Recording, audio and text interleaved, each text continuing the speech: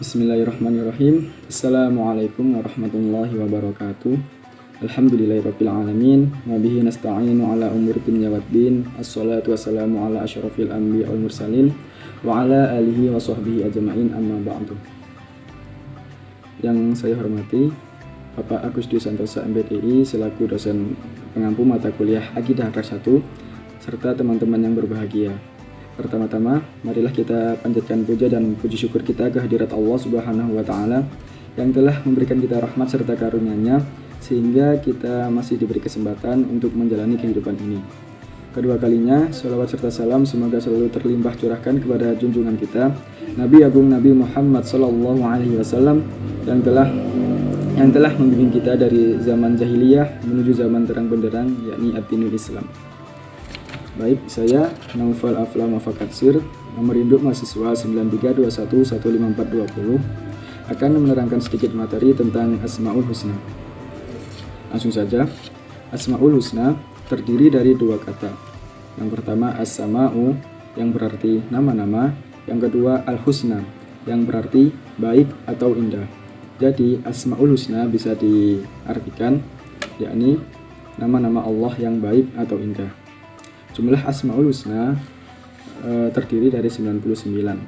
Namun pada kesempatan kali ini saya akan menjelaskan tentang 10 Asmaul Husna, yakni yang pertama Al-Aziz, yang kedua Al-Basit, yang kedua Al-Ghani, yang keempat Ar-Ra'uf, yang kelima Al-Barru, yang keenam Al-Fattah, yang ketujuh Al-Adl, yang kedelapan Al-Hayyu, yang kesembilan Al-Qayyum, dan yang kesepuluh Al-Latif.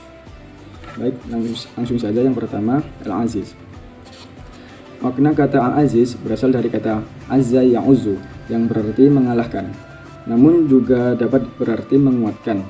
Kata Al-Aziz sendiri sering diberi makna yang maha perkasa atau yang maha mulia.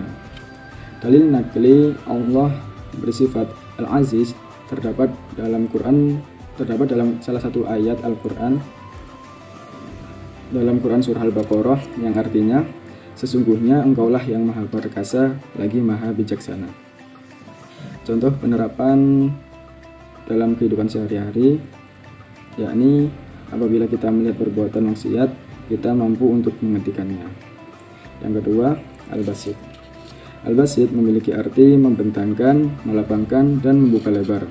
Allah Subhanahu wa Ta'ala senantiasa membentangkan rahmat-Nya untuk menerima taubat hambanya yang terlanjur berbuat dosa.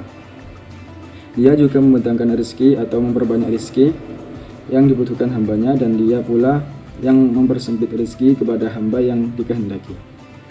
Dalil Allah bersifat Al-Basit terdapat dalam Quran surah Ar-Ra'd ayat 26 yang artinya Allah melapangkan rezeki bagi siapa yang ia kehendaki dan membatasi bagi siapa yang dia kehendaki. Contoh perilaku dalam kehidupan sehari-hari yang mencerminkan sifat Al-Basit antara salah satunya bersedekah kepada fakir miskin atau kepada yang membutuhkan. Yang ketiga, Al-Ghani. Al-Ghani memiliki arti maha berkecukupan. Dia cukup dengan zatnya sehingga tidak membutuhkan yang lainnya. Sebuah nama yang menunjukkan kesempurnaannya dan keagungannya. Dalil nakli Allah bersifat Al-Ghani terdapat dalam Quran surah Al-Hajj ayat 64 yang artinya kepunyaan Allah lah segala yang ada di langit dan segala yang ada di bumi, dan sesungguhnya Allah benar-benar maha kaya lagi maha terpuji. Dan salah satu contoh perilaku dalam kehidupan sehari-hari yang mencerminkan Allah bersifat Al-Ghani yakni salah satunya giat dalam mencari rezeki. Baik, yang keempat Ar-Ra'uf. Ar-Ra'uf memiliki arti maha pengasih. Makna kata Ar-Ra'uf juga bisa dimaknai dengan maha dermawan. Allah memberi walaupun hambanya tidak minta, tidak mau beribadah, dan tidak mau berdoa kepadanya. Dalil nakli Allah bersifat Ar-Ra'uf terdapat dalam Quran surah At-Taubah ayat 128. Dan contoh perilaku dalam kehidupan sehari-hari salah satunya yakni menyantuni anak yatim, berinfak di jalan Allah. Yang kelima, Al-Barru. Al-Barru memiliki arti yang maha penderma atau maha pemberi kebajikan. Allah lah yang memberi anugerah untuk kemaslahatan makhluknya. Anugerah yang sangat luas yang selalu dilimpahkan kepada hambanya. Dalil naqli Allah bersifat Al-Barru terdapat dalam Quran surah At-Tur ayat 28 yang artinya sesungguhnya kami menyembahnya sejak dahulu. Dialah yang maha melimpahkan kebaikan, maha penyayang. Dan salah satu contoh perilaku dalam kehidupan sehari-hari yang mencerminkan Allah bersifat Al-Barru, yakni bersikap adil, sopan santun kepada siapapun. Selanjutnya, Al-Fattah. Al-Fattah memiliki arti maha pembuka pintu rahmat. Dialah yang membuka dan memberi jalan keluar terhadap masalah-masalah kehidupan makhluknya. Allah lah yang memiliki kunci rahasia bagi hati manusia. Dalil naqli Allah bersifat Al-Fattah terdapat dalam Quran surah Fatir ayat 2 yang artinya apa saja yang Allah anugerahkan kepada manusia berupa rahmat, maka tidak ada seorang pun yang dapat menahannya.